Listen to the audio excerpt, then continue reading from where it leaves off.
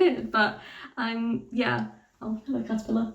I'm a bit worried he's gonna knock that over. But yeah, so Outline was absolutely fantastic. I listened to it on audiobook, and after... Please don't.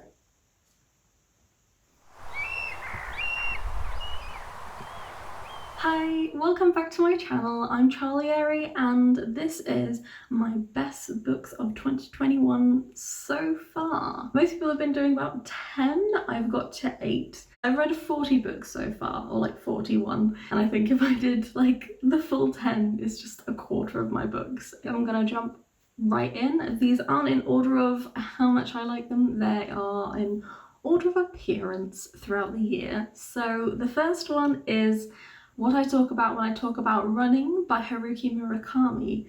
And this one, I guess it surprised me. It's kind of memoir-ish, but focused on his running, but also mentioning other stuff from his past and talking a lot about writing and the craft of that and how it can kind of relate to running in the test of endurance and repetition. As a total cliche, I was listening to it when I started Couch to 5K at the start of the year, and I still have memories, vivid memories of running in a very specific spot, listening to a very specific part of the book. If a book stays with you in that kind of way, it's got to be important somehow, and you've got to have taken something from it. So the next book is A Closed and Common Orbit, which is the second out of 4 books in the Wayfarer series, which is all out now if you want to read it. It's fantastic. But this one especially shone. It just really grabbed me emotionally. So the story is split in 2 between back in time and present day. Back in time, we're following a side character's kind of origin story. It's from quite a dark place, and then we're in modern day with an android who is trying to get used to having a body instead of being a ship. But it's just so beautiful, and the way that these stories kind of line up and reflect each other at times, but also I just love the way that Becky Chambers can explore such terrible subjects, such dark subjects, and still make the book feel like a warm hug and still feel, just give you so much love for every single character. Yeah, Becky Chambers is fantastic. I can't wait to see what else she comes out with, and yes, anything for subtle queer vibes, it's perfect. Next we have Shuggie Bain. It's just one of these books where the characters and the places just really stick with you afterwards. It's created such a vivid world and such vivid people that just feels so real. There's so much sadness in this book as well, but yeah, I just really enjoyed the vividness of the people. I still think about them every now and again, and I think that's just a great sign of some really solid character creation. It is not poverty porn, as some people think it is. It is just representative of real life in places like this, in times like this, and I think we shouldn't shy away from that or make it seem like we're indulging by exploring that, because we need more stories that are working class. We definitely do. I remember seeing a review from someone online and they said, I'm from this country and this is kind of what life is like. And it was great to see that reflected in somewhere like the UK where that happened. I don't know if you just heard my cat. I don't think stories like this should be ignored, and obviously they haven't been because it won a Booker Prize. So I'm excited to see what Douglas Stuart comes out with next. There's one coming out in the start of next year, I believe. I think the hype is kind of worth it for Shuggie Bain. Next on my list we have In the Dream House by Carmen Machado. I just really love this memoir.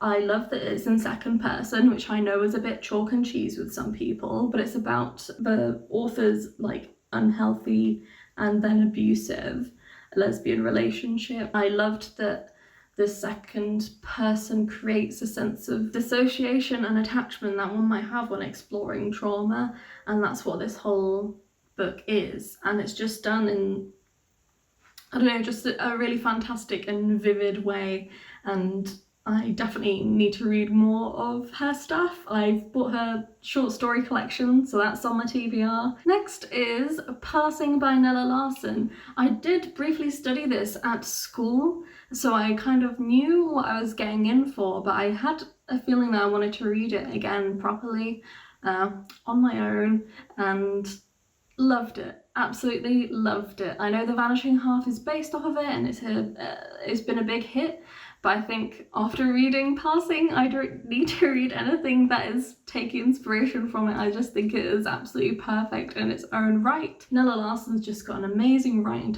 style where she can just take one moment and drag it out for so long, but instead of sort of disengaging, going, this is too slow, you're just like there every second of that moment.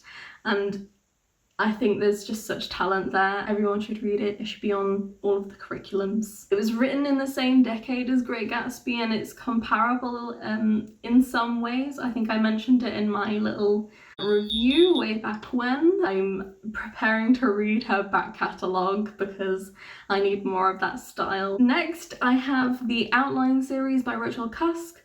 These have been doing the rounds on BookTube. Outline was just such like a beautiful, obviously it's gotten huge because it's just written unlike anything else, and the way that the narrator just seems to be,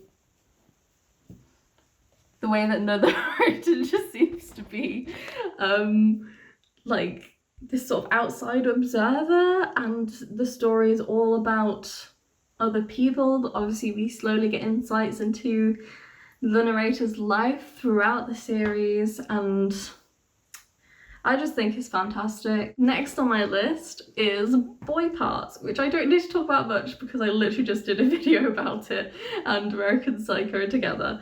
But yes, Boy Parts is fantastic. The voice is fantastic. It's a very dark story, and I found it uncannily relatable in parts, which is kind of delicious when that happens in literature and you can relate to someone who is just a terrible person, really. Yeah, I think there's something really special about this book. If you like the kind of book that holds a mirror up to you in a scary way, then give it a go.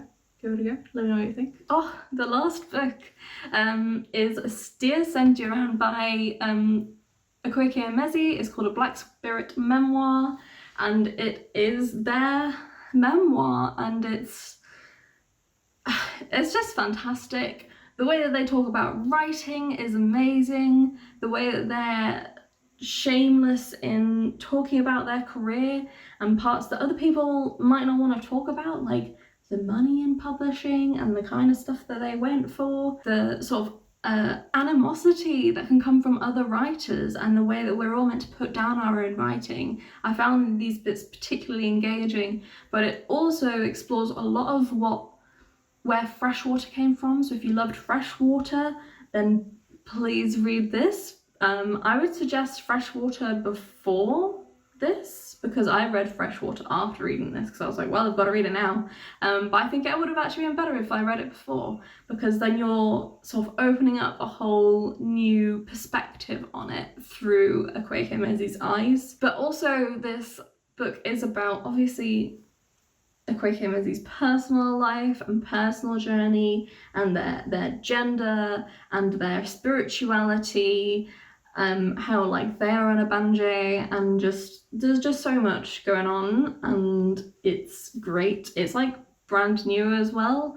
I just came across it on Scribd, and then I realized it was Akwaeke Emezi, and then I realized it was brand new, and I was like, okay, I'm listening to this right now. And yeah, would thoroughly recommend. That's it for this video. I love all of these books. If you love them too, please tell me. If you don't love them, I guess you can tell me as well, and we can have a little argument. A friendly argument, of course. I just love all of these books, and they've given me so much happiness this year, and I just wanted to share them with you. So yeah, have a nice week, and I will see you in a couple of weeks.